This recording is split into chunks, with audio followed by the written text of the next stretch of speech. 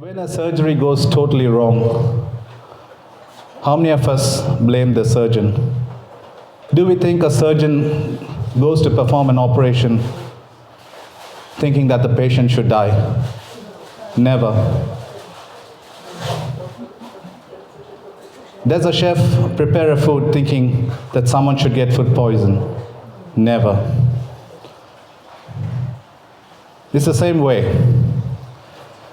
The first thing is we always pray for the doctors and the nurses because they also have a life to live. They have a home to go to.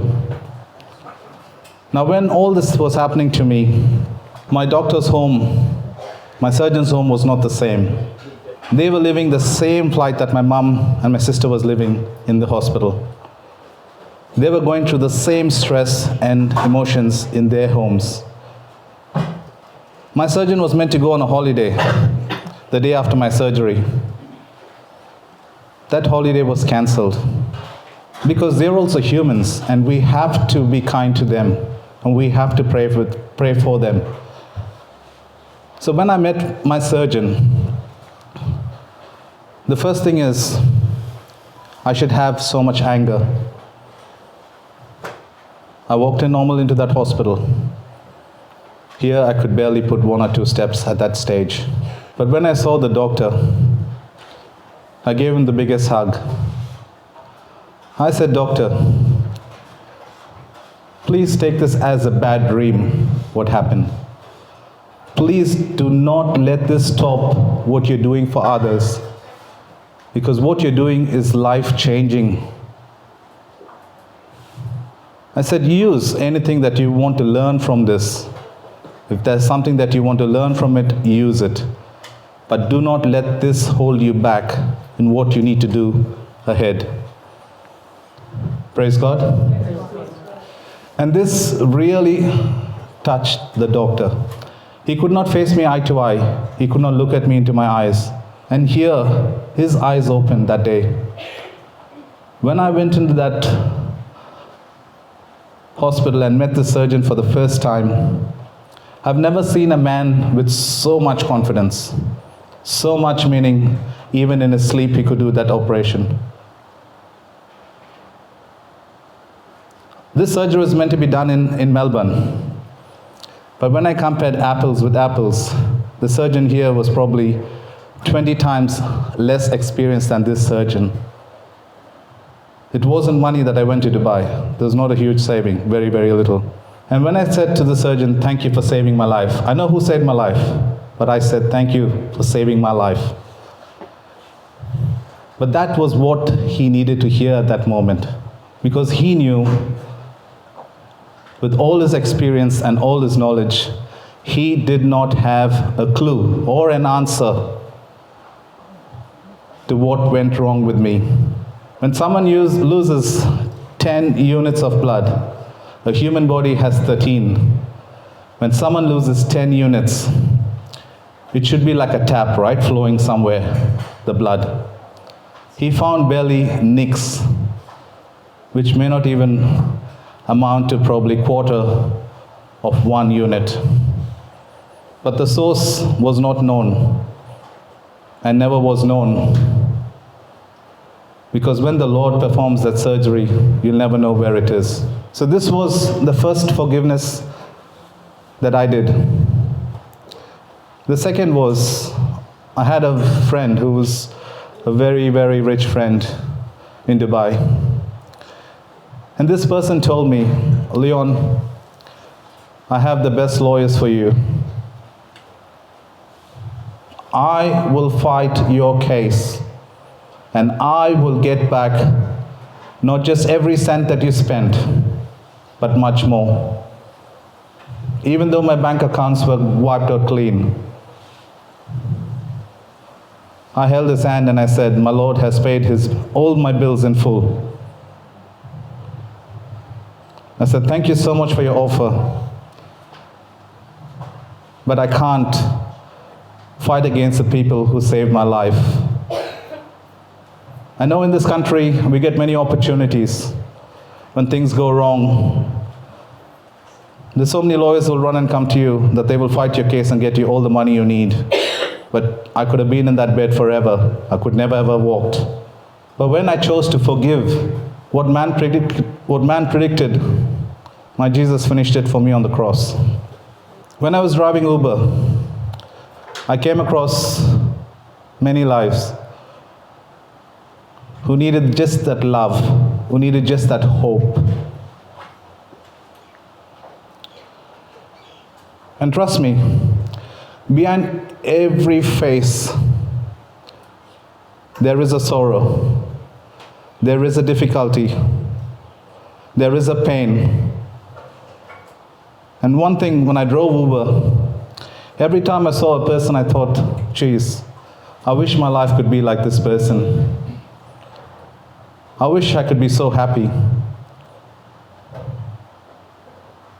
But when the Lord helped me to share my testimony, that's when people broke down in that car.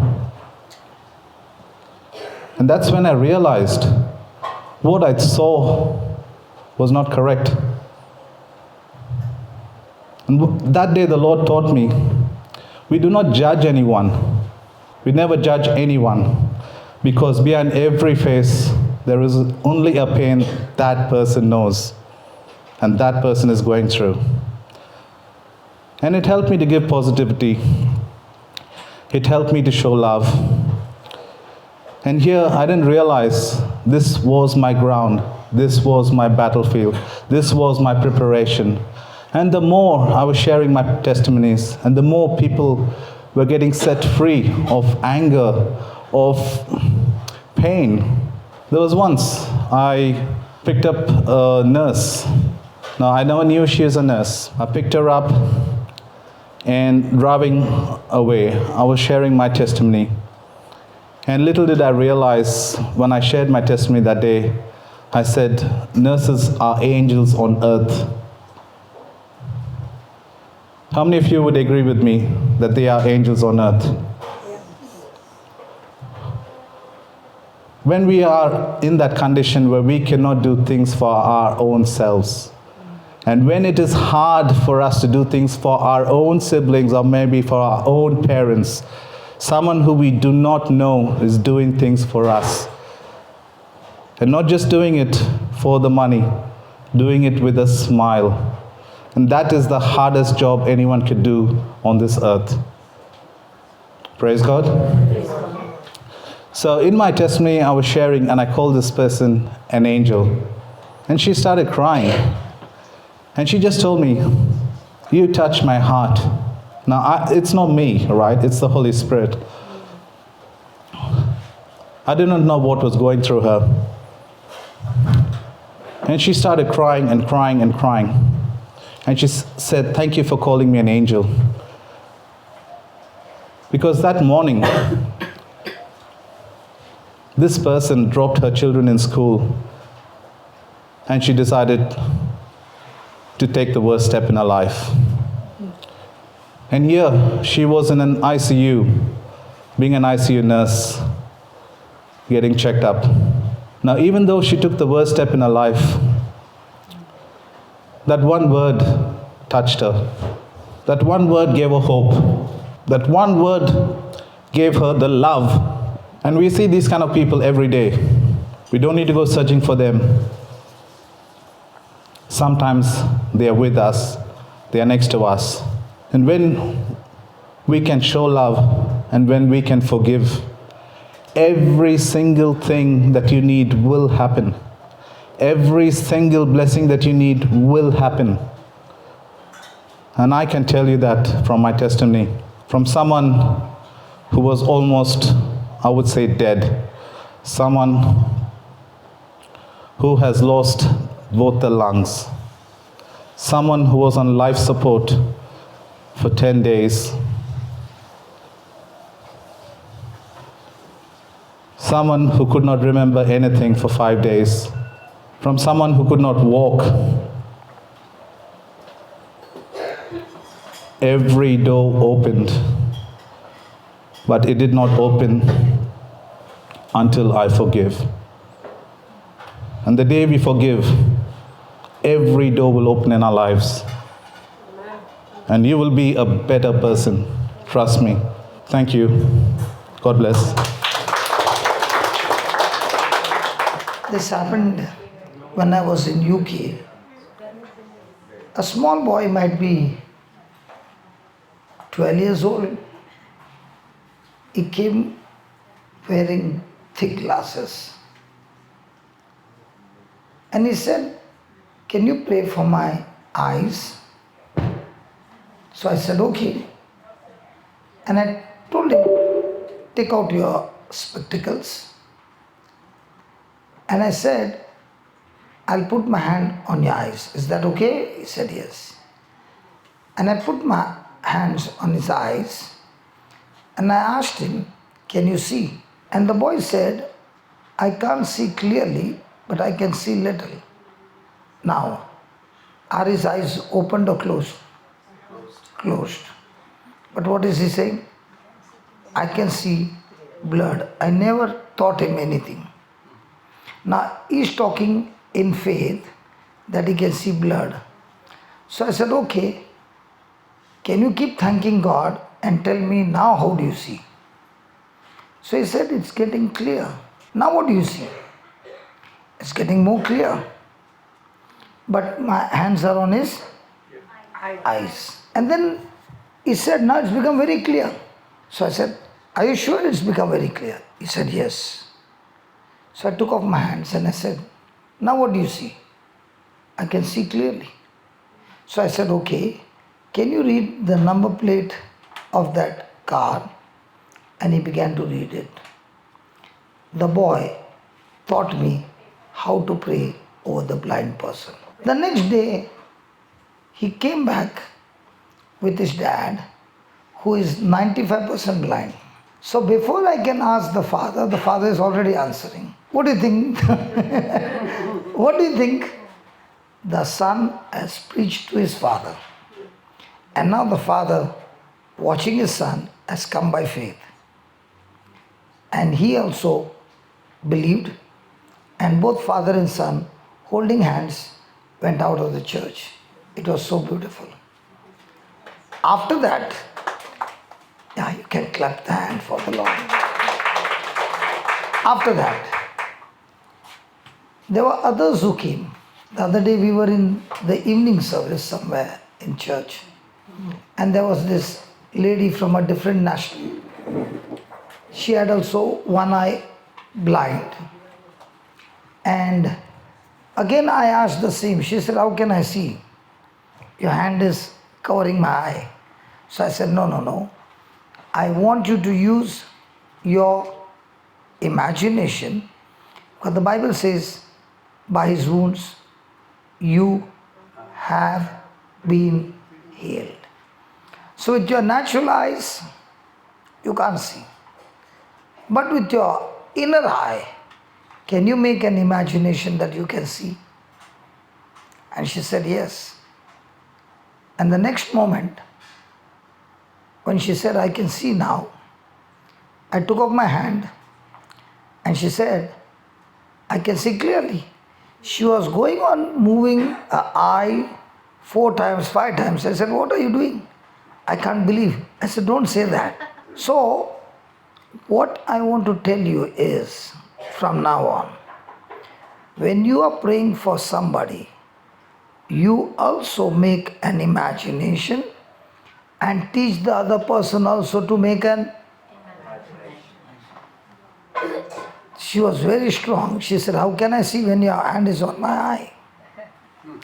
Then I had to tell her, and she said, "I can't see." Then I told her, "When you were young, a small baby, were you able to see?" And she said, "I go to church daily." I said, "Now begin to imagine that you're going to church daily. Then in the church, what would you see?" "I would see the altar." "And what would you see?" "I would see Jesus on the cross." I said, "Just see that only." And when she finished that, the 100% blind eye, she can see me handsome.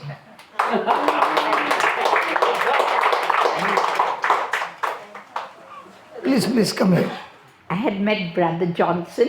He cured me of a lot of my deafness, Not me, the Lord. yeah, and my arthritis, my deafness, my arthritis, and he helped me to cure other ladies. I'll not forget that. Ah, Yeah. that I was just beautiful. held on to the lady's neck and she could not move her neck round for months on end. So then I held on to her neck. My hand was cold, her neck was cold. And I prayed. And then he said, now you can put your hand down. And she turned her neck and she found her neck hot. I found my hands hot. And she could turn her neck and walk. Many miracles he helped me with other young old ladies even who could not walk, who was suffering from sciatica. I just prayed over them and they just walked. What about the gentleman who fell from the rooftop? He broke his backbone. For years he could not walk. Then he got me to pray on him and that gentleman could walk after that. Could you believe that? What do you mean, could you believe that? We are all believers here. Yeah. So I have great faith in our Brother John. No, in Jesus. Jesus, but you too have the power to help us. You have it. Through Jesus. You have it now. You Yeah. have the healing anointing on you. Yes. God is great. Yes, amen. You know? So I always thank God. And I always think of Him. Right. And I know. Because He is the one who helped me. It's just right. Yeah. Amen. God is But great. tell me one thing. Yes. You are talking better than me. I need a mic. You are talking without a mic. Yeah, because my voice is loud. I was a teacher. I had a very loud voice. So much so, I was teaching in the convent. One day they had a meeting, all the teachers were there, and the mic just would not work. They called me, Mrs. Paul, come up. I went up there, and they gave me what to read, what they wanted to tell the other teachers and the staff. So I read that out. Even the last person I asked, can you hear me last? He said, all of them clapped and said yes. So you can just imagine what a big loud voice I had in school. What to do? I'm born with a loud voice. My mother said, I cried lots and woke the whole house up. What could I do? Isn't she full of sap, fresh and green? Oh, but I'll be next month, I'll be 93. Oh! I just don't know how God has kept me till today. All my brothers, we were 11 children, all the brothers and mother and father and my sisters died before the age of 80, 60, 70, they died. I'm the only one living now. I don't know how. God is great. Because you have to stand here and preach to us. That's why God is here. Yeah. Thank you, brother. You're so nice. God bless you. Shall we let her go? No, let her go. Do you want her to share some more testimonies? Yes, tell us some more testimonies. What are the most stories? I can only give you jokes. No. That's the only thing. Okay, one joke. Oh, no, you won't like it. Oh, you say jokes of that kind. If you are broad-minded. No, we are not broad. No. We don't want those jokes. No, we don't want those jokes. That's the thing. I don't want to. No, don't want. No. Spoil your mind. No. No, it's not bad, but anyway. But. Thank you, brother. She came and brought everybody out of sleep. Hallelujah. God is great. Thank you, Jesus. I pray for you, but Yeah, before that mama goes, can we stretch a hand towards that mama? Heavenly Father, this mama is the first person I met in this mission to Australia. When I came to Melbourne, I went to meet her. And thank you for this mama who's taking care of her son. Lord, every day she comes from a far distance with only one desire, that Lord, you have the word and I will take that word, go back home and feed my son with the same word. Thank you, Lord, that she has already seen the sprouting. And the sprouting has turned into a stalk.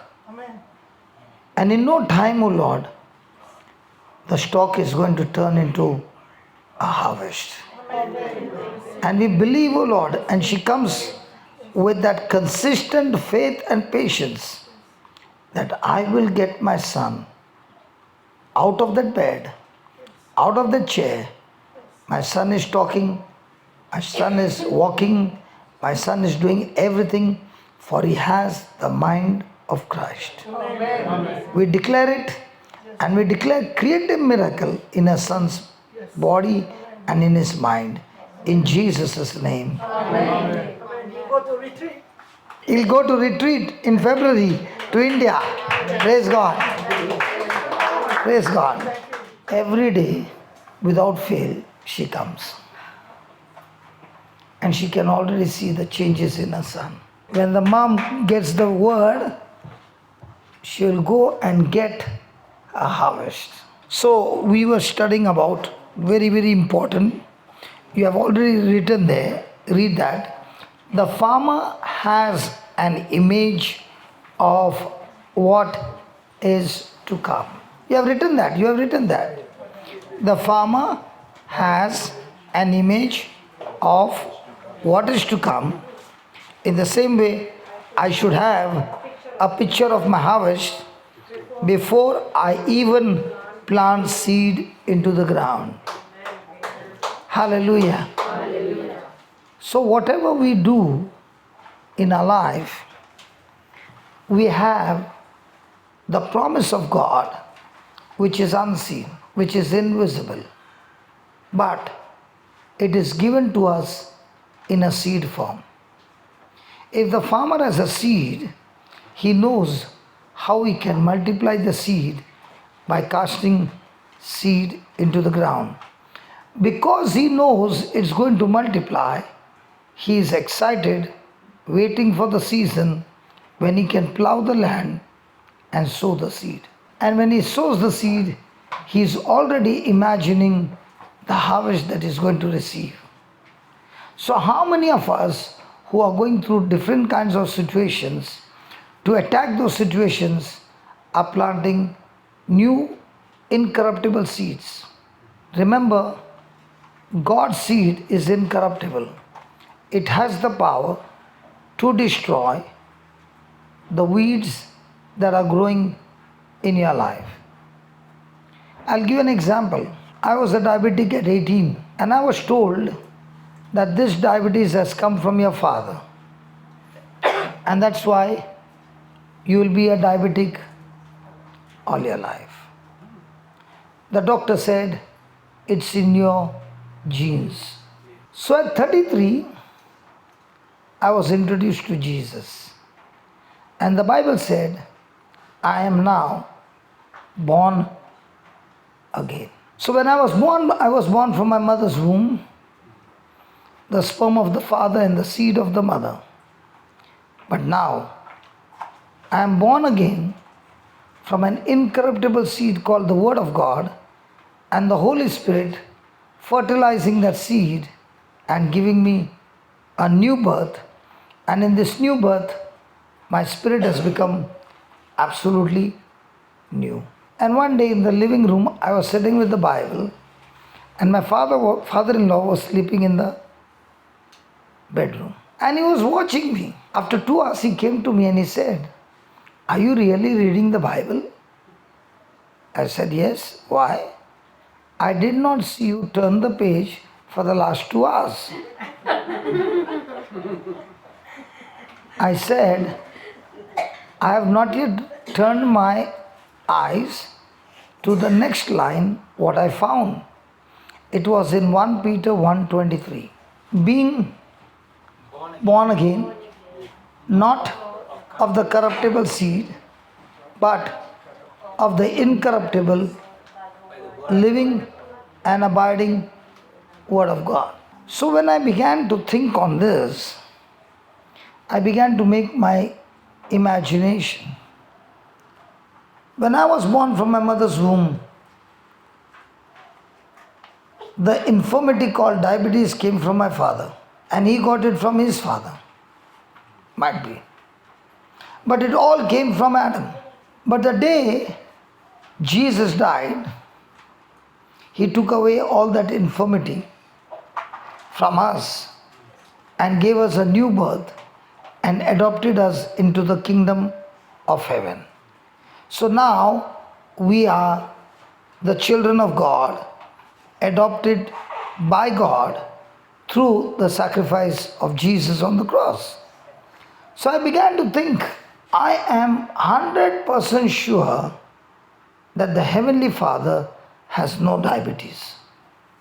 How many of you believe that? Nobody believes that. My God. I said, how many of you believe that the Heavenly Father has no diabetes? So if He has got no diabetes and I've come from Him, then this diabetes is illegal in my body. So I began to make imagination that I'm set free from diabetes forever. And I began to do that many a times, and I started speaking, I'm not a diabetic. So at 34 or 36, I got delivered of diabetes. I'm now 58. Everything has become normal. What did you write there? Read that. A farmer, the farmer as an image of what is to come.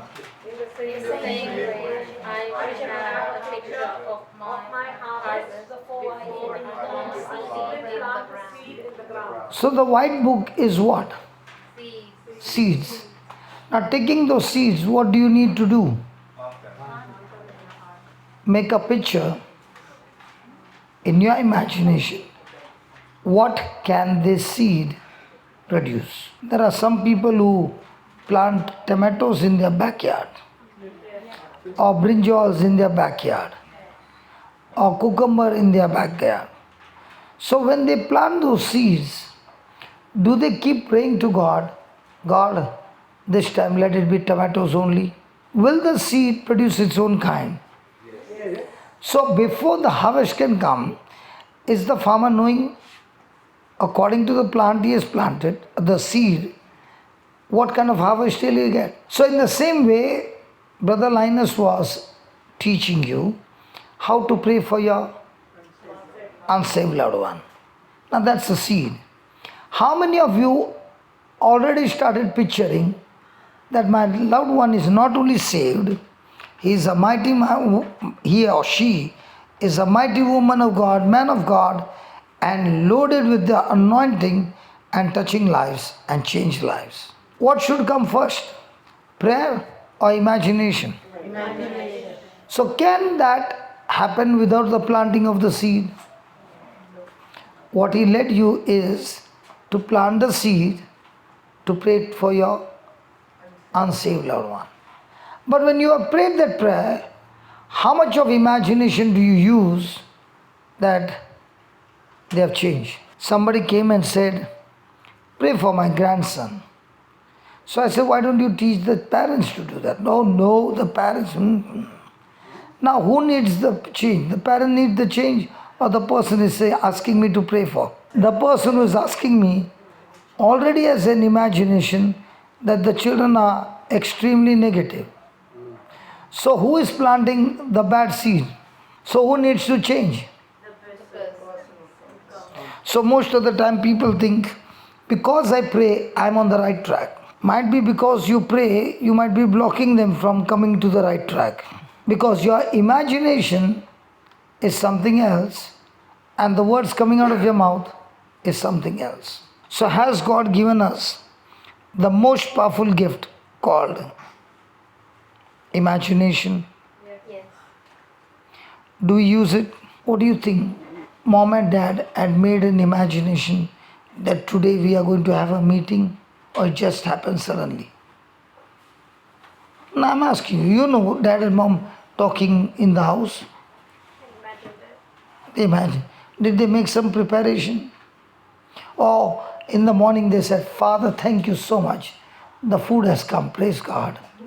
Thank you so much. The chicken has come, praise God, Lord. Oh, thank you, Jesus. Hallelujah. The rice, the gravy has come. Wow, praise God. Does it happen that way? Or do you need to first imagine? Plant the seed. Get going. Sister Jerry, it happened suddenly like that? Did you all plan it? Did you all go after it? Vision. What should I make? Lord, we are experts in so many dishes. Planned 3 months ago. Okay. Now, planned 3 months ago, began to speak, began to think, began to go after it. Today evening, when we will all be gone, what will they be saying to each other? Husband, wife, and the daughter. Like, it won't be thank God. They will be saying, this has gone beyond our imagination. And everything has come so good. Sprouting season is good when you see the little evidence. But much more than that, between the sprouting and the harvest is the real season. It's a season of waiting. And during the season of waiting, what do you keep doing? And during that patient time, is the devil going to come to uproot that sprouting? So what are you going to learn during that time? Actually speaking, between the time of stalk or sprouting to the time of stalk and harvest, your character is being prepared. And when does the character get prepared? Is character prepared in good season or rough season? So if you are going through rough season, are you talking to yourself and saying, oh, God is at work preparing me to build up my character, because the more and more my character is built, more and more I can draw from the potential that is inside me, which I have not touched all my life. Do you know cooking? Yes. When you know cooking, it won't be hard. If you know nothing about cooking, you will be sweating, stressing and everything.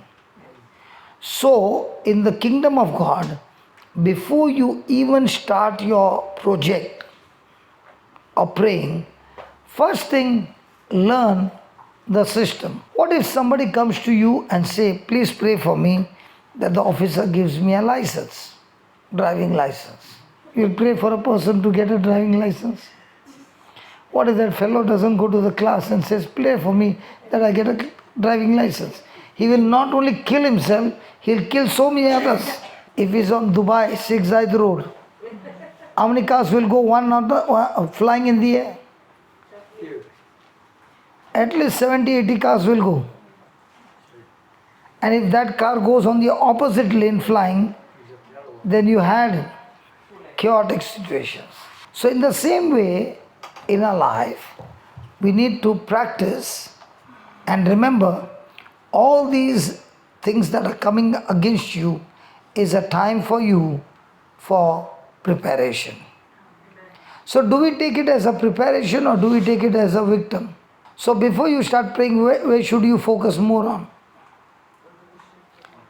Learning or praying? Okay, let me give you an example.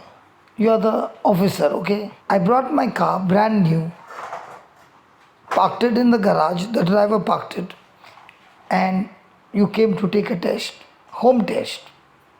You are sitting next to me and I put the reverse gear and I said my Psalm 91 and I said Psalm 23 and I want to go ahead and I pressed the accelerator. Which way will the car go? Back. Now when I bang the car, what will I say? No, you won't say that. The devil attacked me. Was it a lady? Do you need to mention that? They'll sue you. So from now on, do we need to learn more and more of the things of the kingdom of God?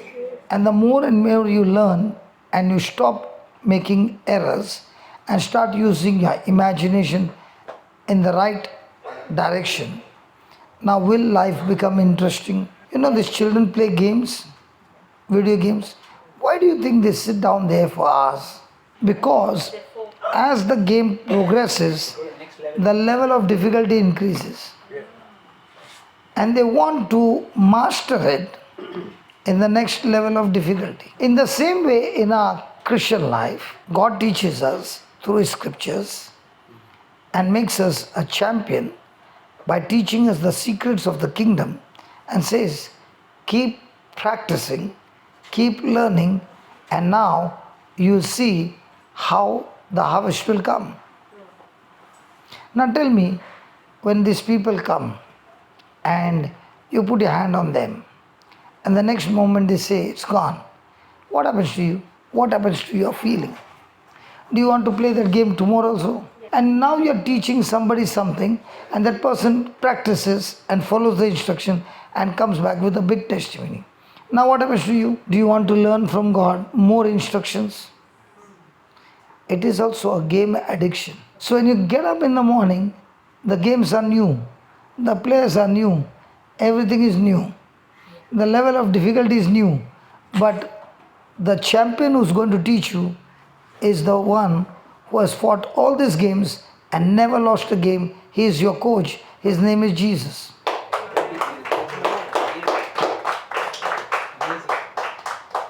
Your coach is Jesus. He has never lost a game. And if you go to him, he has fought bigger games than you. And he will give you perfect instruction and say, don't believe your senses, just believe me and follow me. Everything in your life falls in place. When you don't follow the instruction, every day you come back beaten up. Now, will you find the game interesting or sorrowful? After you get beaten up. But when you follow the game, the instruction, even though it is difficult, but when you keep following, you are learning more and more. For example, faith comes by hearing and hearing. And also, very important, by your experience. Because whatever you received from God, you put it into practice and you got an experience and you saw it happen. For example, that small boy, I'm telling you, when he gave me that answer, I was surprised because I just asked him a question. I did not think that he would say, with my hand on his eyes, he can see. So I learned on that day. It gave me one experience. I tried it on the other one. It worked. I tried it on the third one. It worked. Now I know it works all the time. Why? I got an experience. When you all went for lunch, was that lunch covered with cling wrap? The thin plastic cling wrap? Now the first person who went, could he tear that cling wrap? No? Yes. Did you ask for a scissor? Yeah, to open up, did you use something to tear that cling wrap? Let's say. Is it difficult? No. What if you give 10 rounds of wrapping? You won't be able to cut. In the same way, when you use the instructions and you get 10 experience on the same way, on the same scripture, in different ways, that experience gives you more confidence that this is how the system works. Then you know, and you know before the harvest, I'm sure what's going to come out of this. For example, a person is working in the garage and is opening the engine the first time. Will he be a little tensed? Yes. He has opened 100 engines and fixed them up again. Now will he be tensed? No. Why not? Cooking. Was Brother Dexter today tensed when I walked in? Yes? Just call him. I don't think so he will ever get tensed when it is cooking. I don't even think so he'll take a measuring jar and do the measurement. He'll be doing like this. But at the end, will the taste be excellent? Why? Experience. But did he start that way? No. In the same way, faith, when you start, you might be, but when you start practicing and practicing and practicing, what comes to you? Confidence. Now, will the level begin to increase? Yes. So now with the experience and with faith, you are operating the same thing. Now my question is, when the level increases, the pressure on faith increases, now who comes to help you? Patience. Did you see your father today worried in the morning that he has to cook food for so many people? Or he was joyful? What if a person who doesn't know to cook and is put in his place? Same thing, but two different people facing the same situation. One is stressed out, another one is laughing. Leon, were you stressed out preparing chicken? Don't blame. Make it spicy. Okay. She was concerned about others. But she was not tensed about whether you can cook or no. She loves everybody and she said here there are more fair people here. Okay? And for them, a spice will be, they will jump out of the seat. So is it going to help? Experience is going to help you? Yes. Rita, you brought one lady who had deaf ear. Why did you bring to me? I'm eating food. I did not know whether, and I was eating with my hand. I did not know, might be she was saying put the spicy finger. I don't know what was the intention. I should have got up and put it. So I told Rita, why don't you do the job? Why don't you put the fingers in? And her ears popped open. And then I said, if you could do the job, why did you come here? What did you tell me? I said, you say the words while I do it. Yeah? I try. So I say the words and you do it. Now you're watching on the YouTube. I know. Can you write down the words? I know it's Can you learn it? Can you use it? Now is it my words or God's word? God's word. Will it work? It will work all the time. Those are seeds. Hello. Are those seeds incorruptible? Yes. Are they supposed to bring in the harvest? Yes. But am I imagining that the harvest will come? No. Only when brother prays. Is it time now to learn and put it into practice? Yes. Or only know the scriptures? What about your neighbor? Don't try the word. Let the word try you. You can't try the word. The word is perfect. Let the word try you and let the word talk to you. And now say, God, you said it. I believe it. I've started with the sprout, Lord, but I am going to go through the process because I want to learn to get my harvest. Amen. Another lady came during food time. I don't know your name, sister. Patricia. So Patricia came and started speaking to me. She got her eyes, I think. What was it? Yes. Her eyes got healed. She could see. The cataract is gone. The money is saved. Then she says, anyway, my money is saved for cataract. Why not save it for my knees as well? So, once she got one healing, she comes with she takes a round and comes. Not at that. And she said, so I said, can you use your imagination? And I will say the prayer. And when I finished, I said, check, it's gone. She, Then she went outside. She went for a big round. And she comes and says, it's really gone. So can we learn, watching on the YouTube, the words, hey, Sister Jerry, if you have made a video of what you are cooking and you gave the same video to this everybody crowd, looking at the video they can make that dish? Who said no? Kaun bola? Kaun bola? Kaun bola?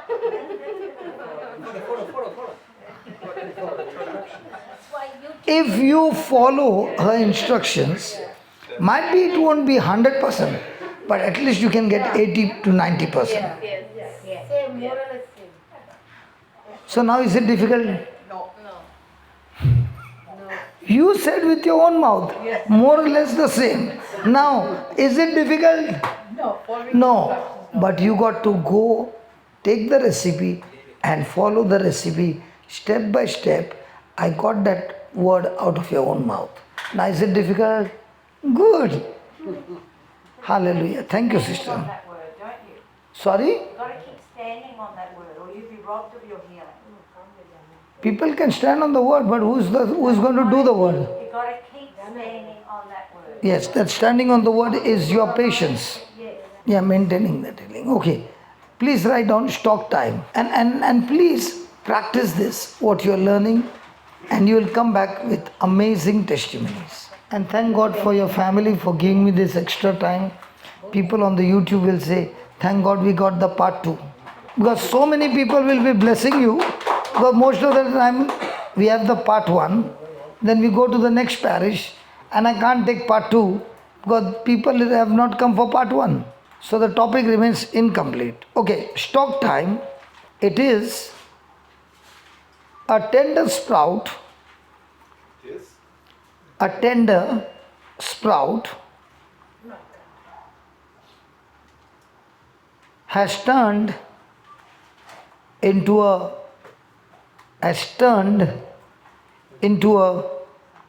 rough, rigid stalk. This is the longest time. This is the longest time for waiting. In the next line, please put it in capital letters. This is where you will come to know you're on the right track or wrong track. This stage separates the believers who know God's word is true. God's word is true from those who hope His word is true. So what's the difference between the two?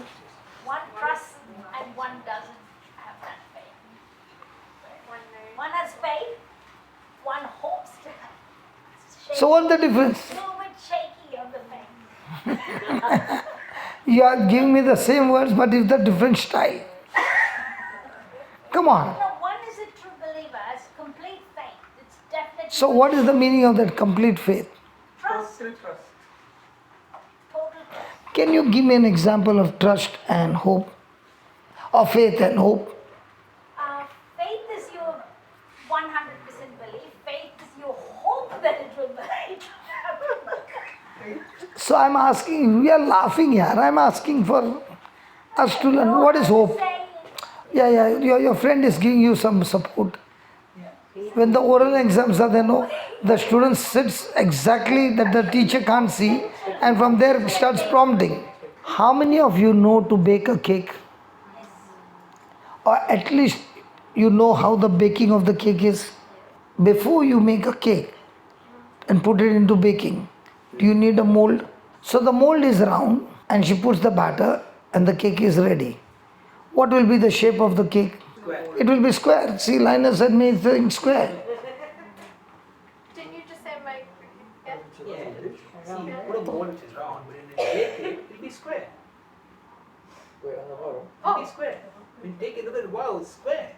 That is belief. That is belief. At least we could confuse her. But the mother from there is saying, no. And here she's confused. Because where 2 or 3 agree. Okay. You are shocked. Okay. Now that round mold is your hope. And you want to bring that mold cake into manifestation. So do you need some substance to be put in the mold? The batter, whatever you call. Without the substance, the cake will take that shape? No. So you need some batter. That batter is called as faith. Faith is the substance. It is an invisible substance, but it is stored in the word. Now, faith, what does faith do?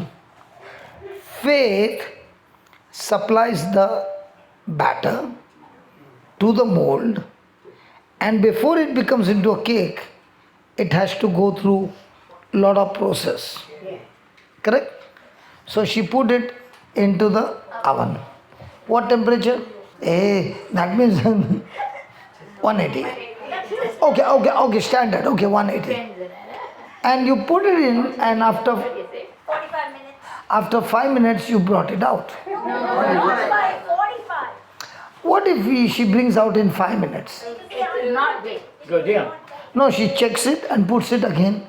After 5 minutes she brings it out. And then again she brings it out every 5 minutes 9 times. What will be the cake? Your cake will not rise. You'll have a flat cake that is going to be dense. Yes. Yeah. Are you sure about that?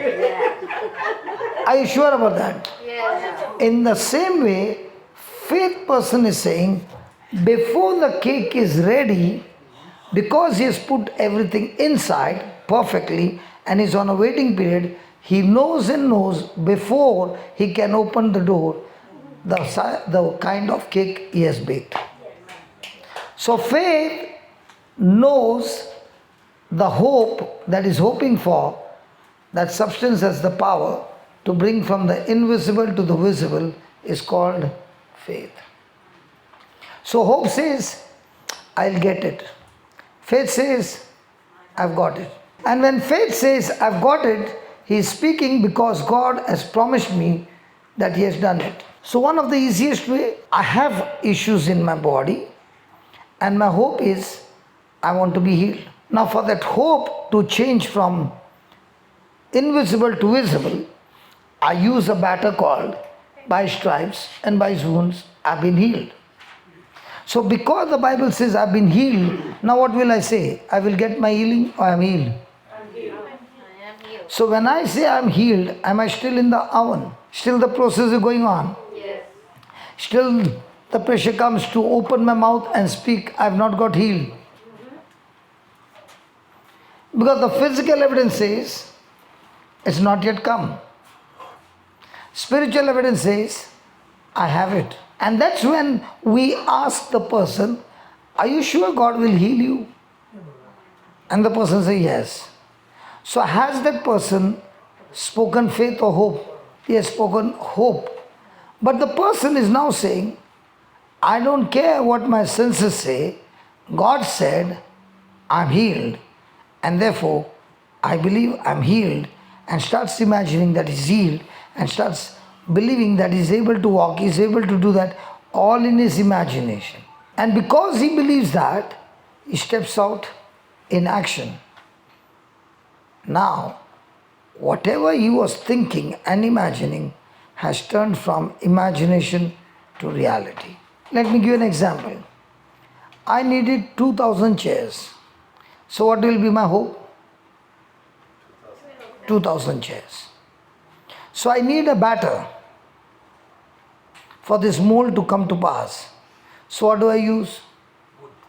The promises of God. God, you are my source. You supply my needs. I need this, Lord, for the retreat center. And Lord, again in Mark 11:24, you said, believe that you have received it. I thank you, Lord, that I have received completely 2,000 chairs in the name of Jesus. Now what happens? Have I used substance from the promise of God? The more and more I become confident, the quicker the delivery. And that's how I build the center. If you ask me the granite, that is also imagination. Cameras, imagination. Everything we do is using imagination. Now what you saw the promo is also in imagination. The work is going on as per the imagination.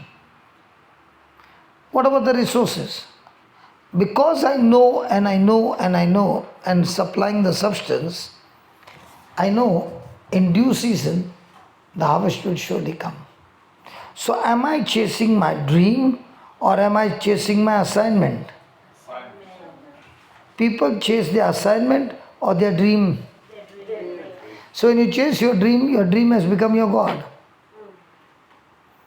But when you chase your assignment, dream will come chasing you into manifestation. But he never chased his dream. You're just operating in love all the time. He was all the time believing the dream. And because he was believing all the negative things that happened, he said, it is the part of the game. It is my preparation. God is taking me on a journey which I don't understand. But I do understand the end is God is making me greater than my father. So is he stuck to that?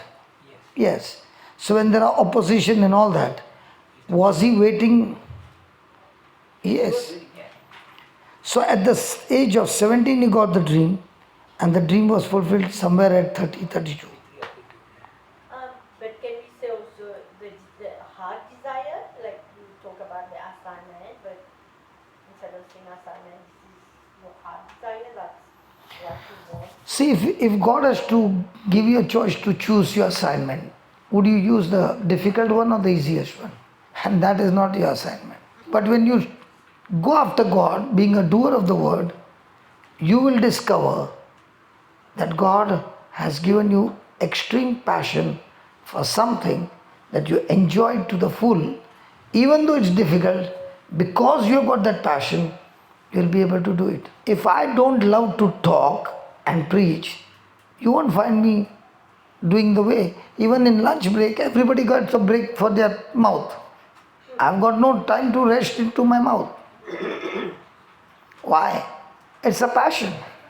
When I discovered, now, all my school days, I never touched the textbook.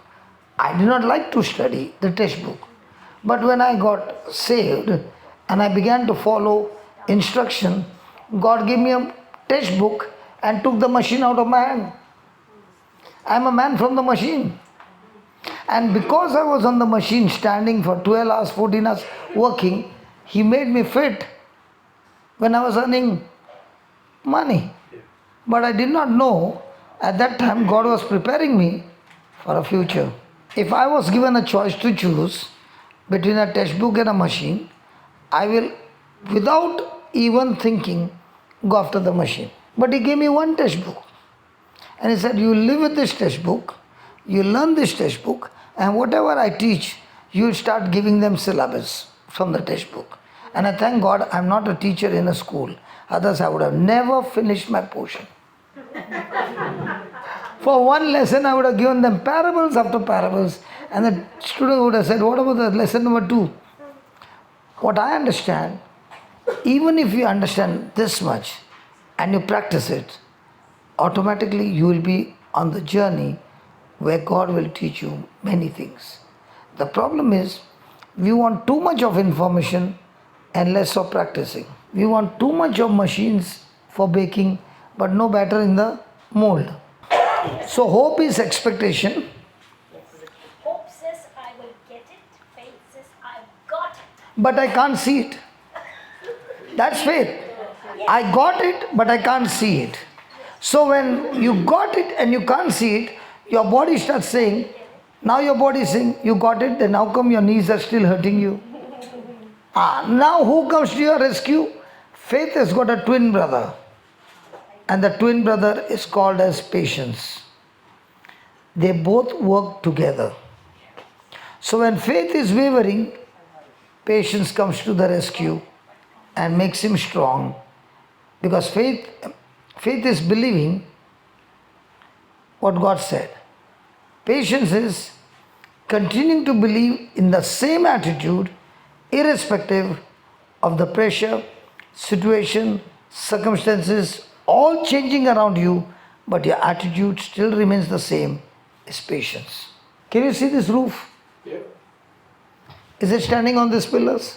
It's standing on that some pillars. The whole weight is on those pillars. That's patience. And that's faith. So patience is the pillar that will not allow you to move. Keep you on the battle constantly and keep you standing there. For example, not your Australian houses, please. In India, our houses are made of pillars and bricks. Here your houses are made of wood. Yes. Cement and bricks. So there are pillars, and on those pillars there can be 10 stories. And then when the pillars are ready, then they build bricks. Brick wall. When they construct a building, first they go for the pillars. And then they fill up the walls with bricks. But who is the one who is carrying the weight? The pillar. That's your patience. So before you get the harvest, there will be a training period where your patience has to grow, develop. And when your patience grows and develops, that's when a person will call you a matured Christian. A matured Christian is not the person who prays or speaks the word or the promises or heals. A matured Christian is the one under pressure is still joyful, still peaceful. That's a matured Christian. Jesus on the cross is matured. So what will stock time do? Sprout time is just a small evidence. To turn it from sprout to stock, that is the time of waiting. That is the time a person is saying, I truly believe that the word of God is true. And others will say, I truly hope the word of God will work for me. One is on hope and one is on faith. Hope says, I know one day God will heal me. One day I will do this. One day I will do that. And Jesus said, go in peace, your hope has healed you. So for the faith, for hope to work, it has to be tied up to a promise of God, isn't it? So for the Very good. yeah. When I make a hope, Yeah. I have to make a hope on what God has promised me. Then, And then with that word that I'm speaking, I make that hope. That is that imagination. okay, imagine. Then I need to supply the substance. Keep speaking and imagining that. Now, in this glass, there is a substance called water. Has it reached the brim? It's not. Not yet. Wait. And reach the brim is on top of you. Yeah. Yeah.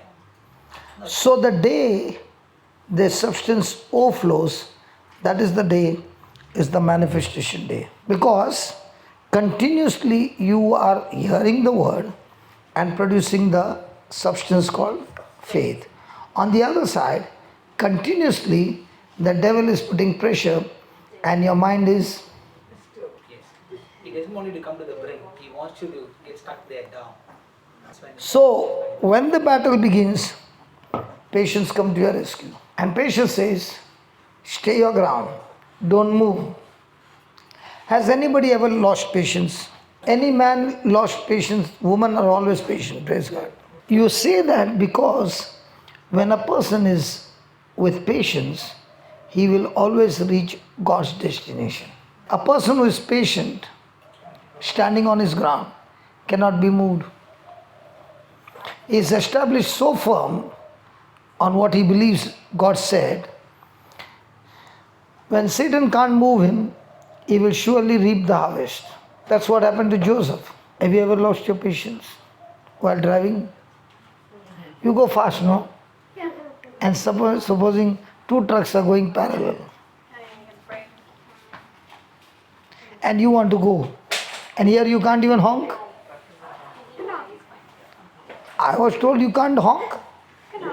If you go, just give them a message. Send a message to them saying, hey, what are you doing, Mike? Negative message. Get to the left. Honking is a negative message.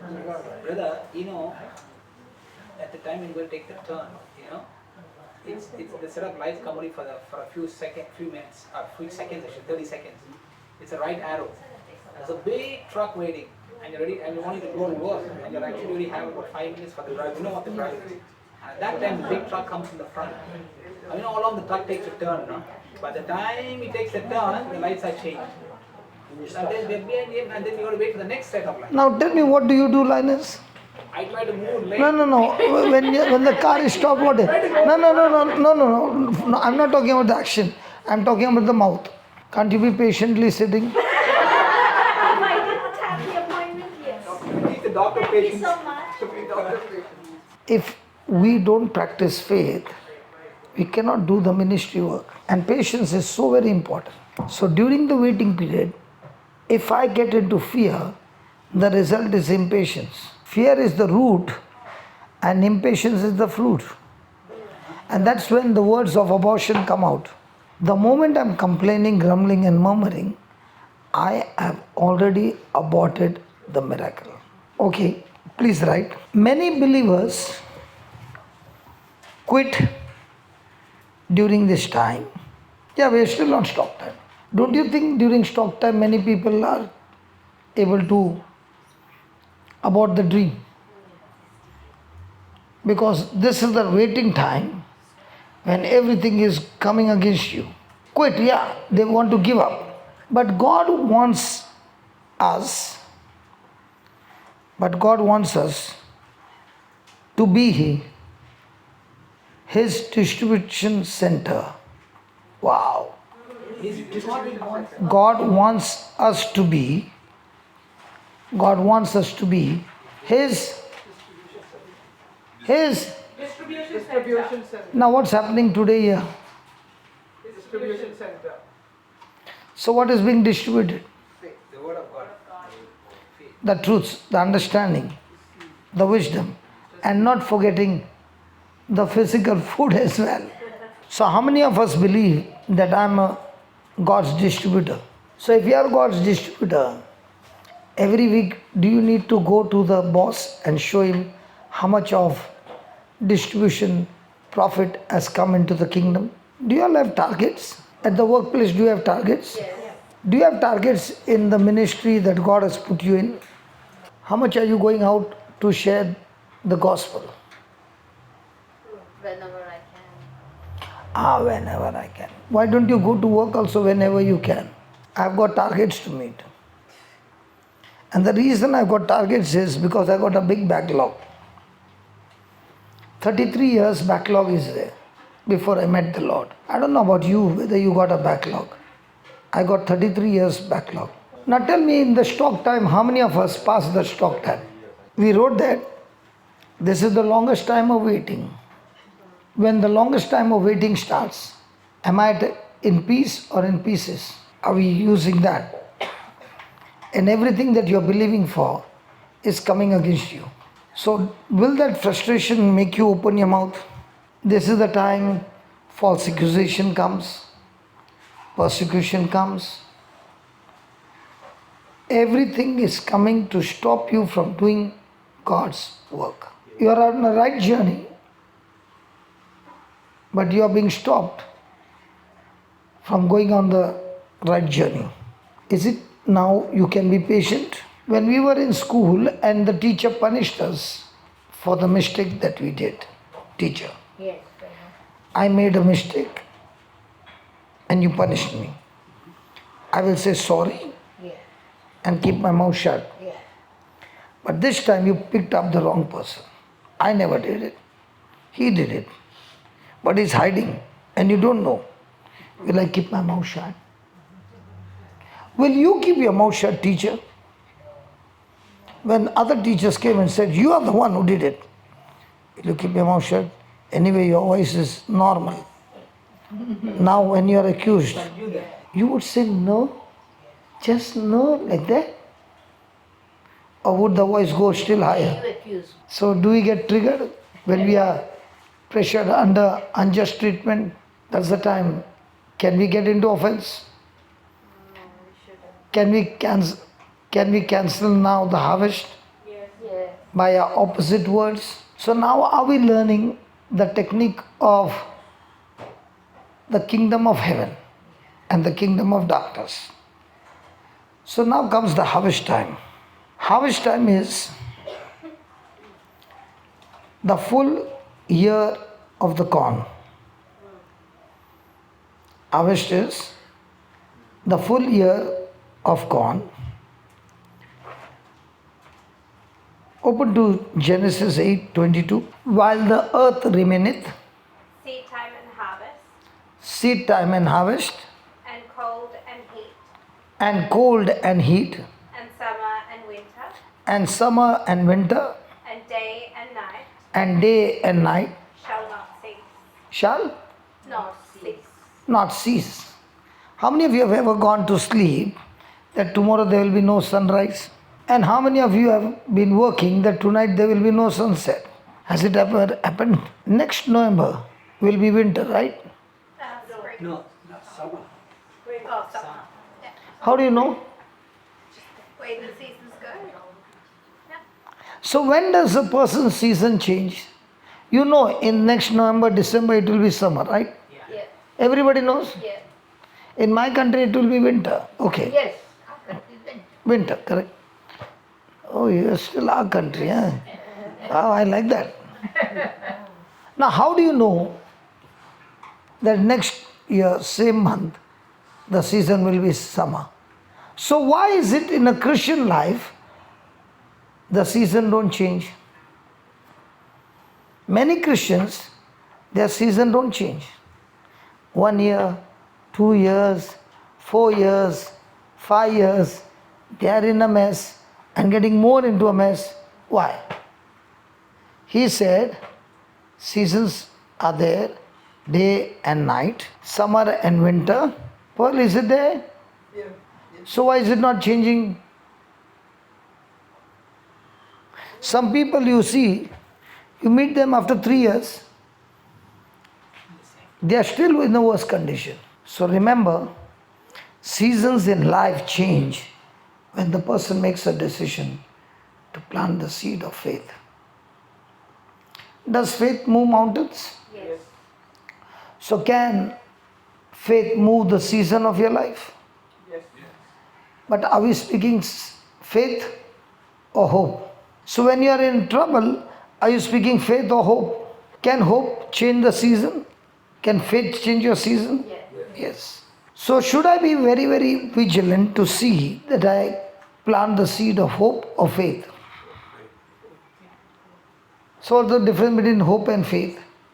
Hope says, I know God will surely heal me.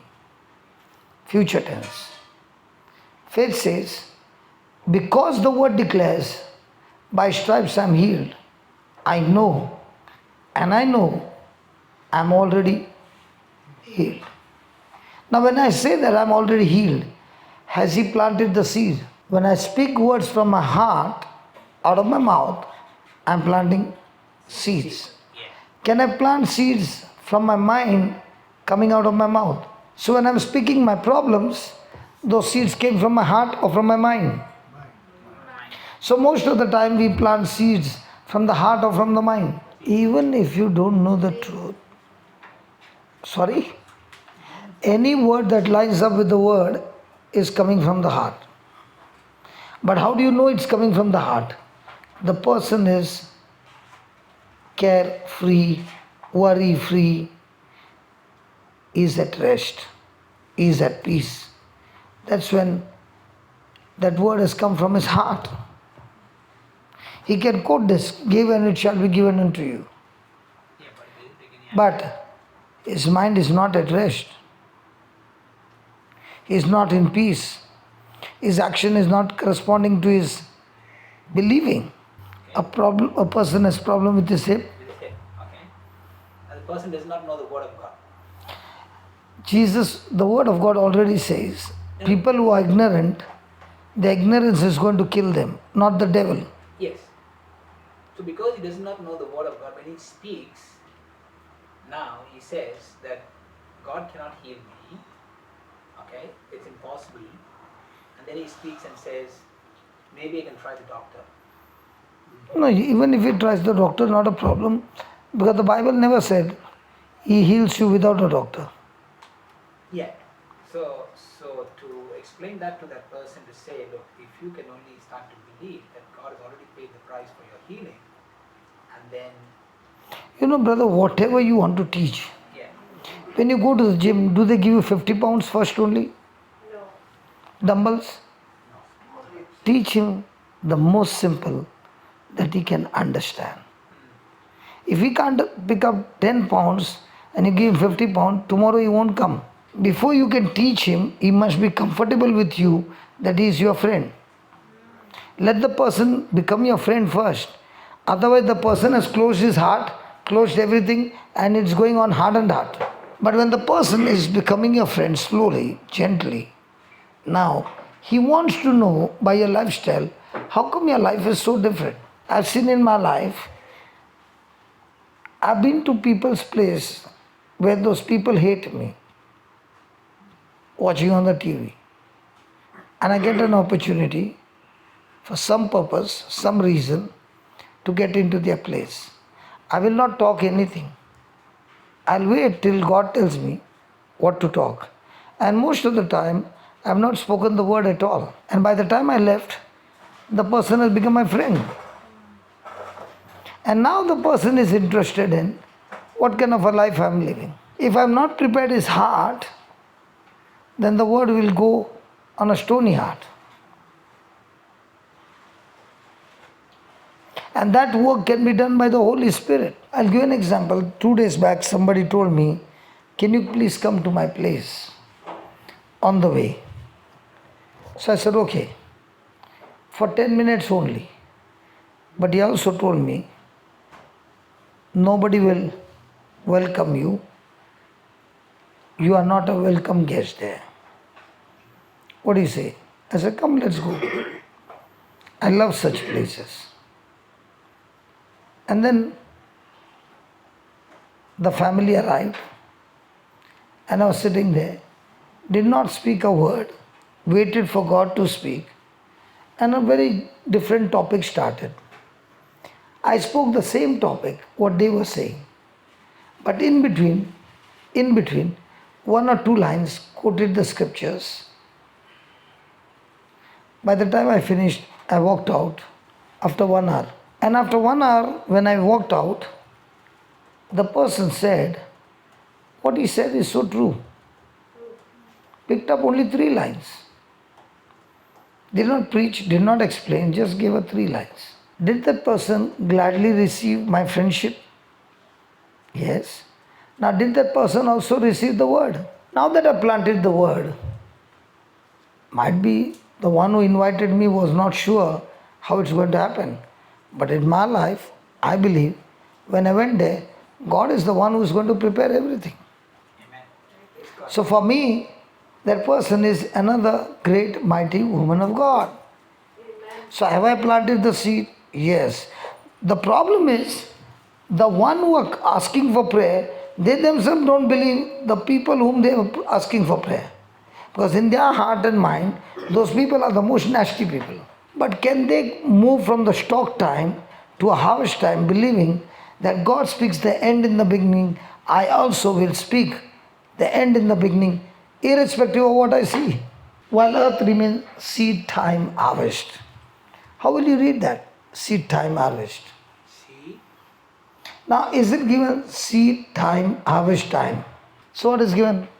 Seed time. See that? Say that again.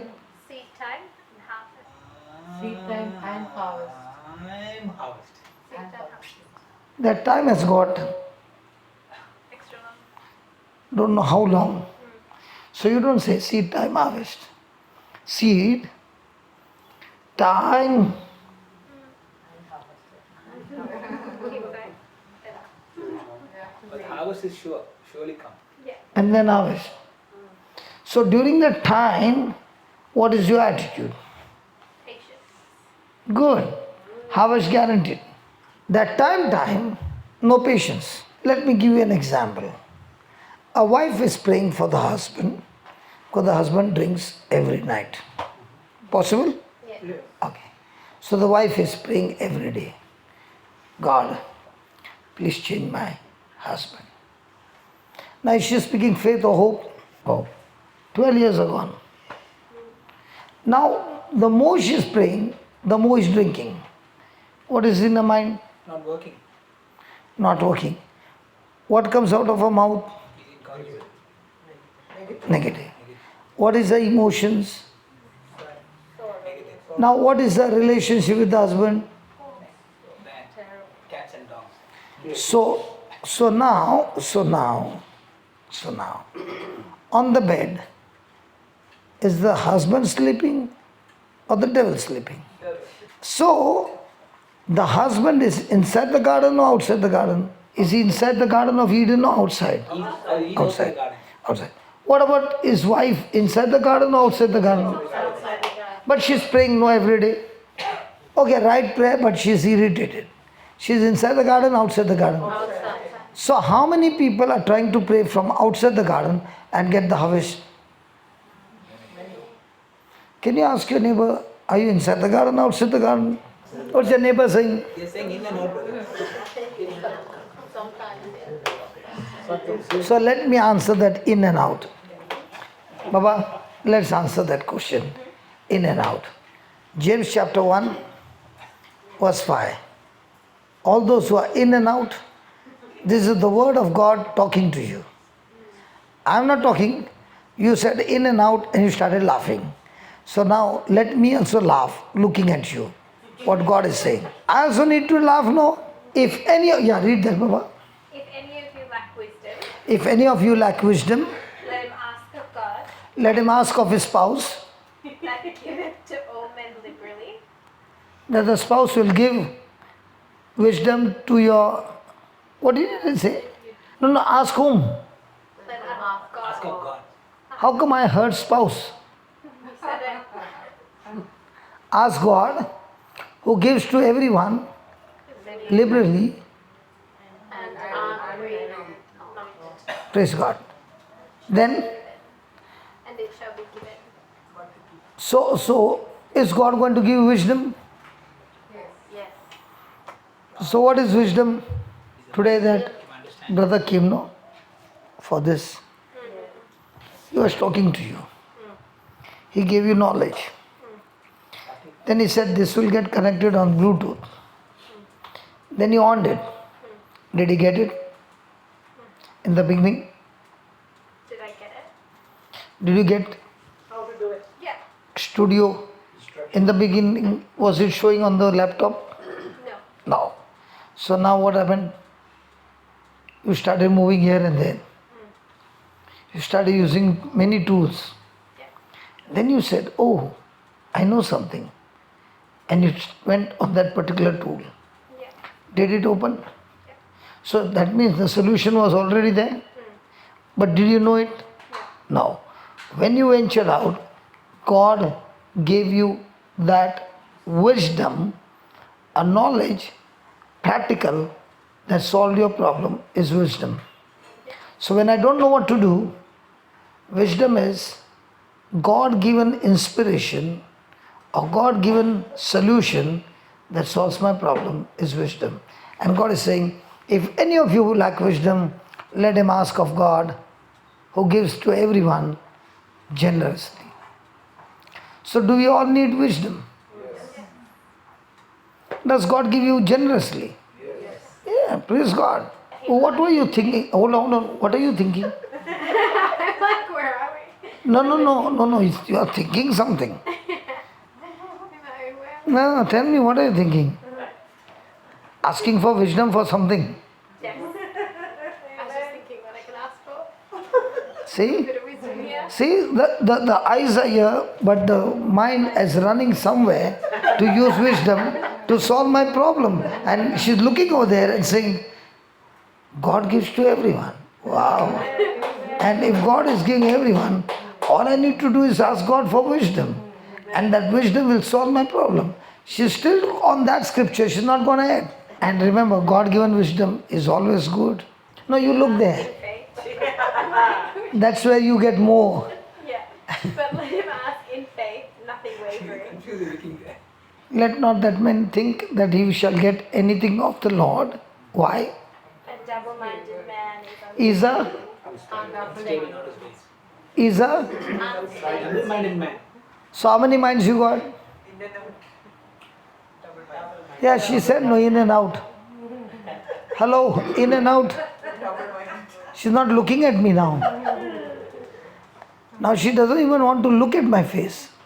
So if you are in and out, the Lord is saying, let that man or woman not think that she will get anything from the Lord.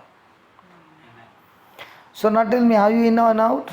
We can say many things and make it funny. But in our personal life, the devil is enjoying his fun by torturing us.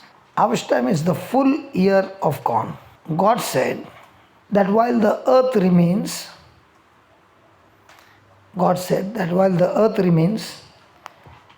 the process of seed time, that is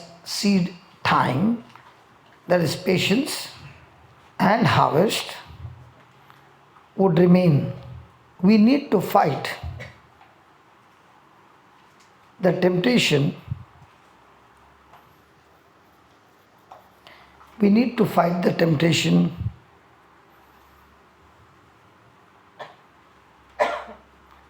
that wants us to quit the Word of God,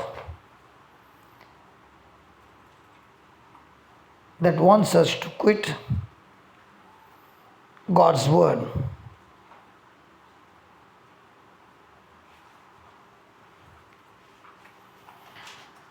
Praise God. Now, harvest time. Let's see what is the harvest time.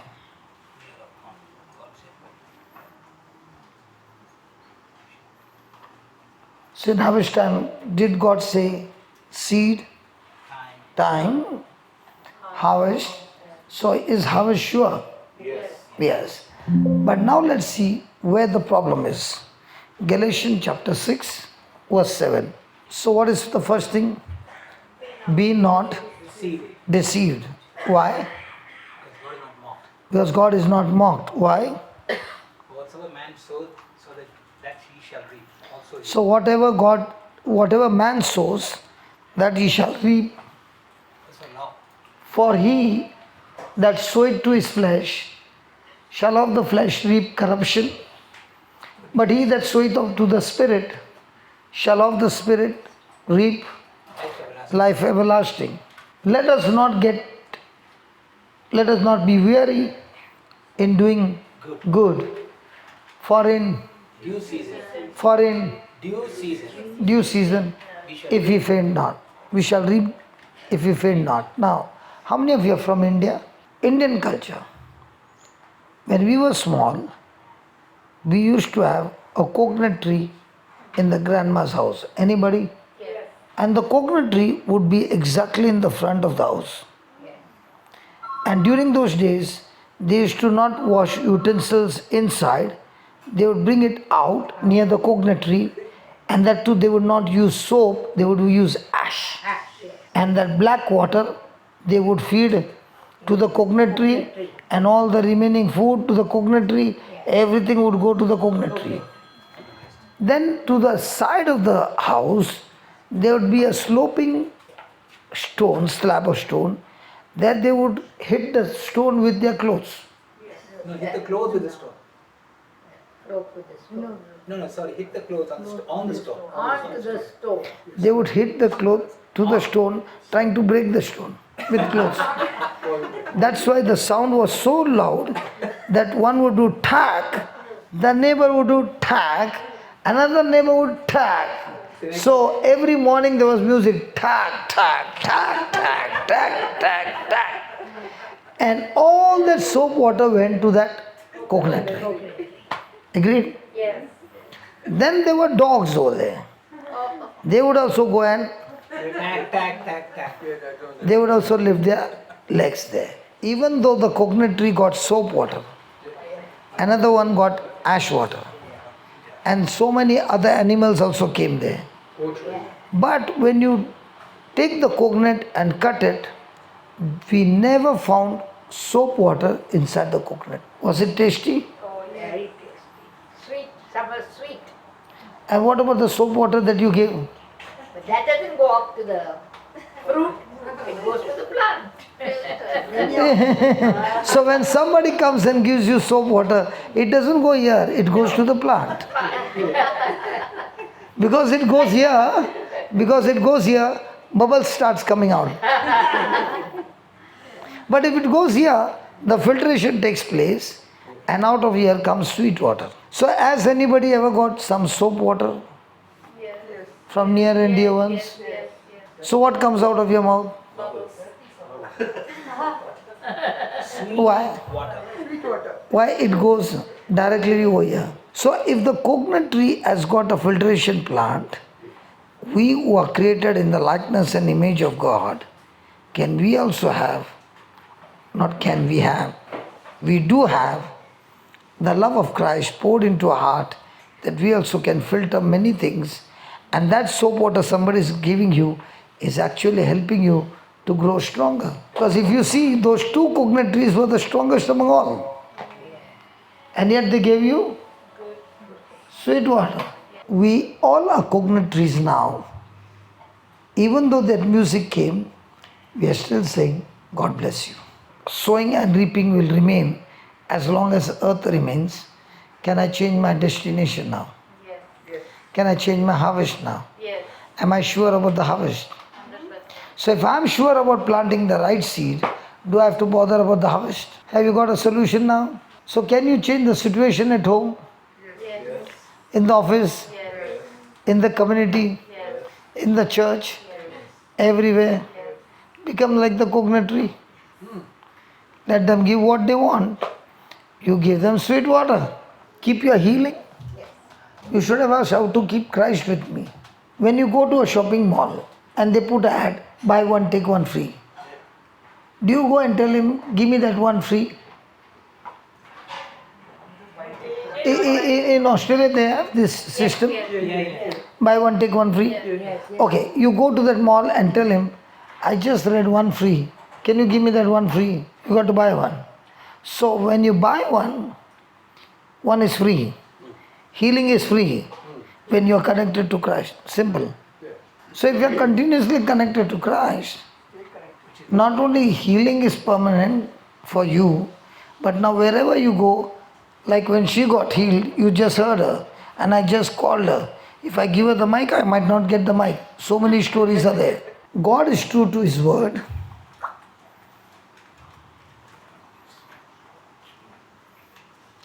God said,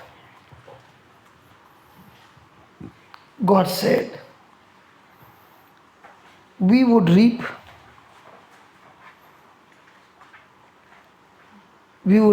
a harvest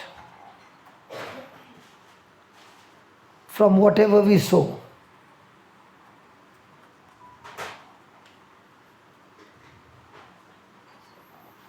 Because we know God is not a liar.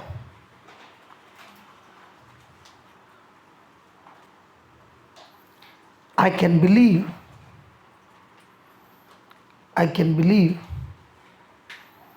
and know, that His promises will come to pass. This is your answer, Patricia. Next line. Deception says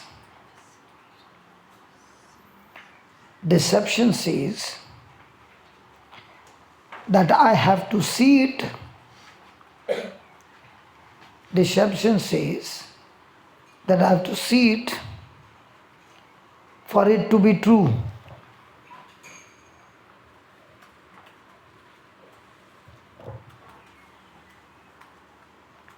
We need to know that.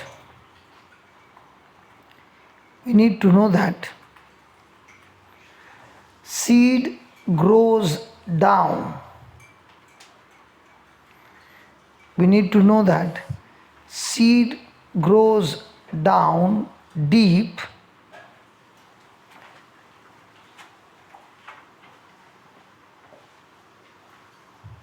Seed grows down deep before it grows up.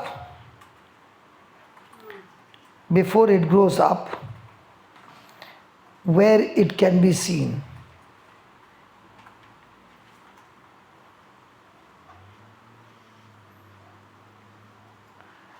Patience and character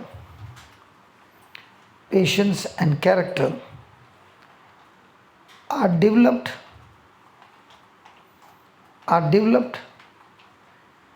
during this time.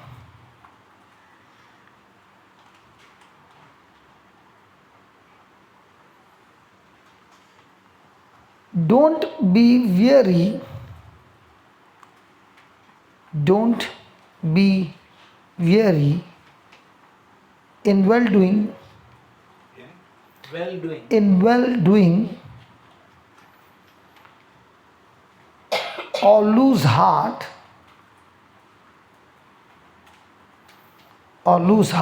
and courage.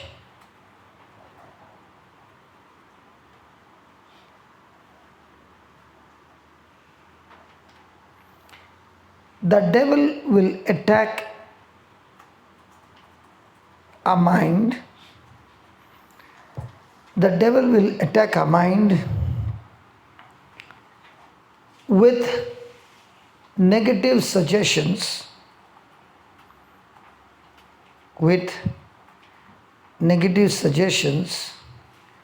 and thoughts.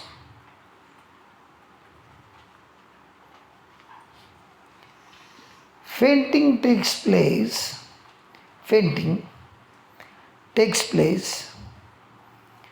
in our mind. Very, very important. Fainting takes place in our mind before it happens in our life.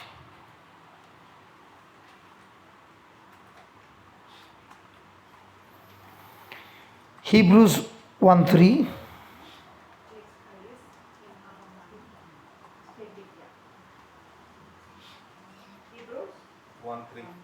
12, 1 to 3. Sorry. Hebrews? What? Oh, Hebrews chapter 12, verse 1 to 3. thank you. Very important. Don't fight thoughts with thoughts. Don't fight thoughts with thoughts. I must fight thoughts. I must fight thoughts with words. With words. Open my mouth. Open my mouth and speak God's word aloud. Open my mouth and speak God's word aloud. I must know the word. I must know the word before I can say it. Can we put it into practice? Yes. I like the way you took that notebook to your bosom. She took that notebook to her bosom. Did that body language speak something? Precious. And if you can treasure that word and practice it, is your harvest guaranteed? Thank you, brother, for that was a very amazing, awesome teaching. Praise God. So let's close our eyes and thank God. Arre wah. Father, we thank you and praise you for this word that is spoken to us, Lord. The word has spoken deep into our hearts. And Lord, as this truth has been ministered to us this evening, Lord, we thank and praise you that as we were listening, this word was convicting us of all our mistakes, of all the negative emotions that we are going through. It is bringing to mind every word that we spoke which was not in line and agreement with your word. Everything that we took action, our words, our thoughts, our actions which were not in line with your word, today through the teaching, through the Holy Spirit anointed teaching, we now, with repentance in our heart, allow this word to come into our hearts and make that necessary correction and remain in us as a stronghold, so that every time we study the word and speak the word and meditate the word day and night and take every action that is in line, in accordance to your word, now we will surely experience success and be prosperous in every area of our lives. We thank you, Lord, for the truth that your word says that seed, time, and harvest surely is God's law, and it will surely come to pass when we stand strong with the truths that come from your word. Thank you, Almighty God, for this time. Thank you, Lord Jesus, for every one of us here gathered here this evening. And thank you once again for a mighty blessing, anointing that's flowing in us. That not only that we are getting blessed, Lord, but we are going to be a blessing in someone's life. In the glorious and in the precious name of Jesus we pray. Amen. Praise God.